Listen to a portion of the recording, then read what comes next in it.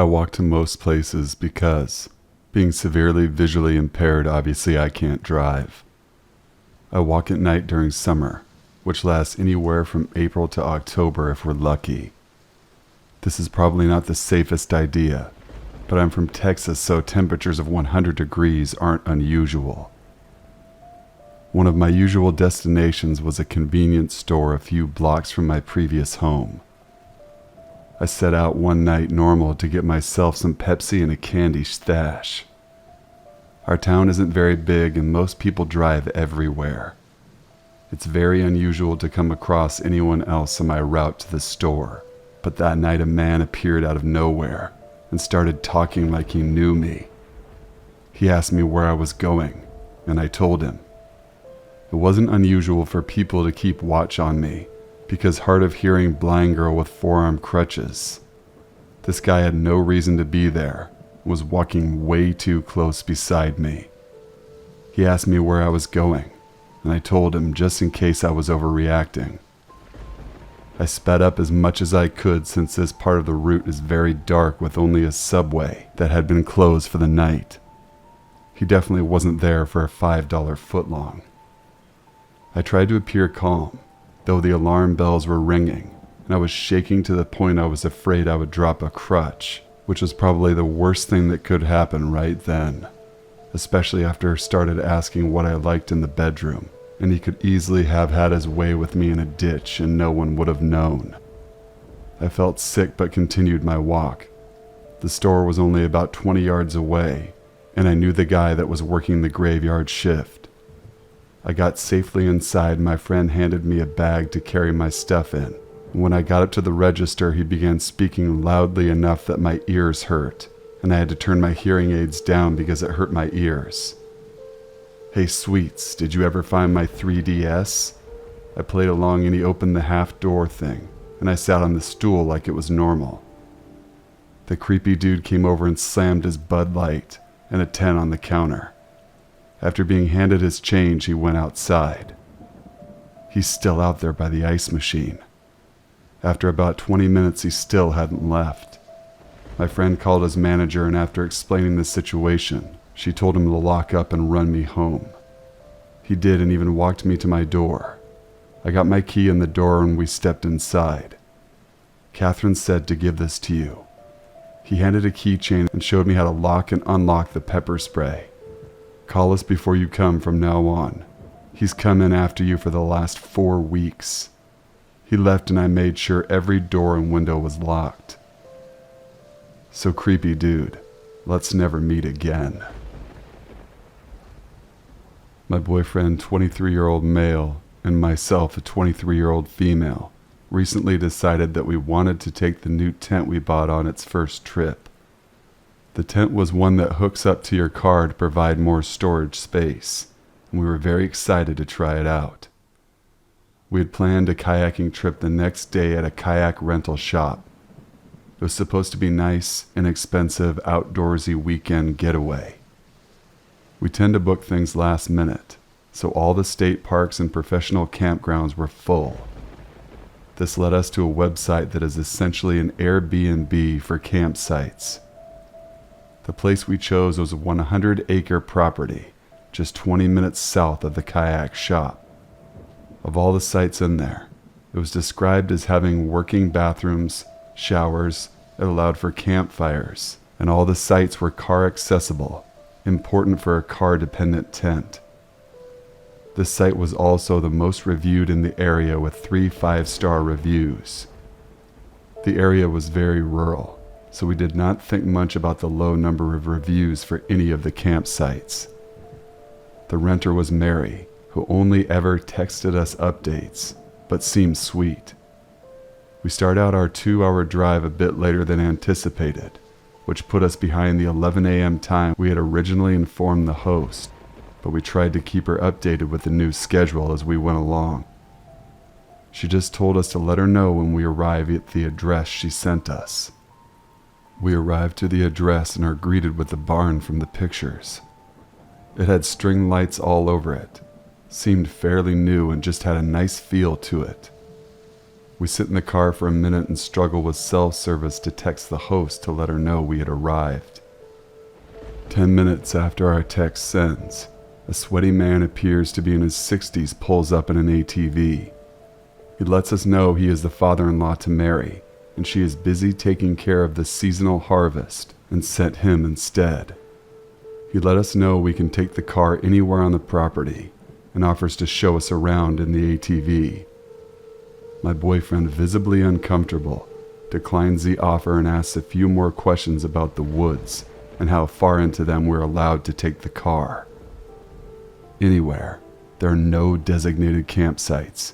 We can go anywhere, and the ATV man even offers to help pull my car out if it gets stuck.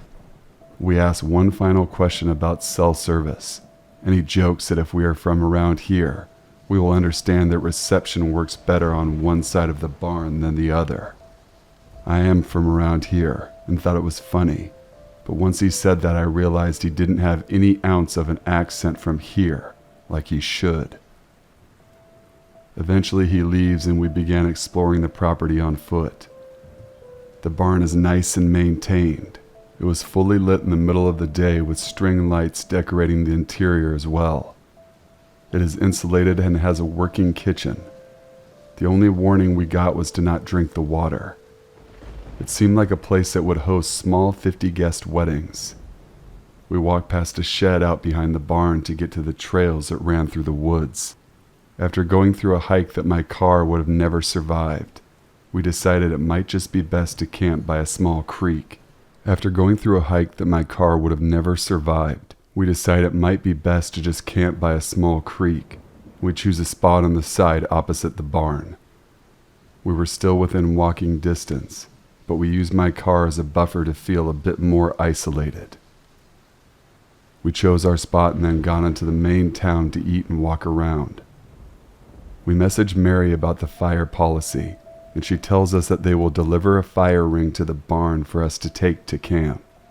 We arrive back at the barn about an hour and a half from nighttime. We drive by the barn and the lights have been turned off. We assumed it was on a timer as to not waste energy or money. We also noticed the fire ring had not yet been delivered. We start the grueling 30-minute setup in the sticky heat and reward ourselves with a sit-in air-conditioned car. We notice it looks like it's about to rain, so my boyfriend and I pull out a card game and wait for it to pass in the car. It only lasted about 10 minutes, but it's starting to be sunset. The tent held up nicely, so we felt okay leaving it for a second. As we cross the creek, we hear what sounds to be like someone in the shed moving things around. A bit unsettling, but I tell my boyfriend that maybe they used equipment today, and it's just sitting in there making the cracking cool-off noise that it sometimes does. We get to the barn and the lights are still off, but the fire ring was there. We go in and check to make sure the power is off, and it is not just the lights outside. None of the light switches will work, so we assume the power is cut. Again, maybe it's just on a timer. No worries. We step out of the barn and get 10 feet away, and we hear a hum in the distance to the opposite side of the shed.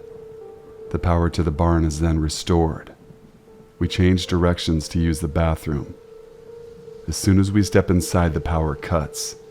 I start to get a weird feeling and I can tell he has it too. I look to my boyfriend and say, maybe they're just watching us. I immediately follow it up with, no, that's a lot worse. We walk back outside and the lights turn on. My boyfriend says that we need to leave, and I have the same gut-wrenching feeling, a primal fear. We put the ring back on the barn since we had moved it 10 feet, and the barn lights start flickering. We briskly walk back to the car. Being from Appalachia, I know better than to run. The 30-minute setup was torn down and packed up in 5 minutes or less, and we jump in the car and lock it. I managed to get my car going, thanking God that the rain did not get my car stuck. We start towards the driveway, and just as we made it to the road, my boyfriend looks back and sees a man standing by the shed, watching us.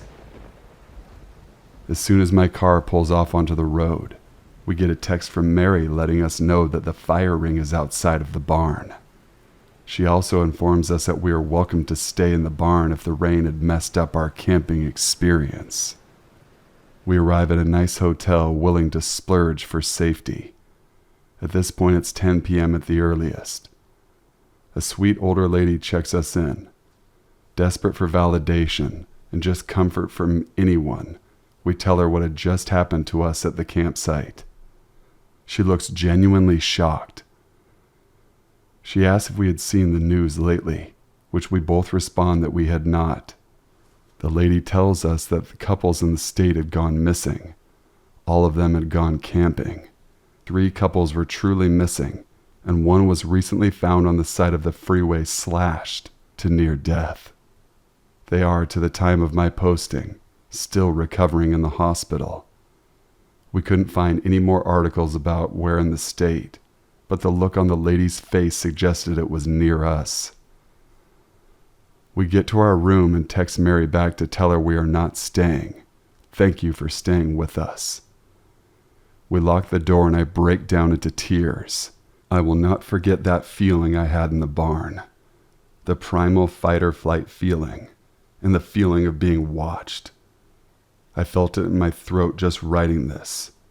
I never want to experience that again. Thank you guys for watching and listening. Please be sure to subscribe to the channel if you haven't already.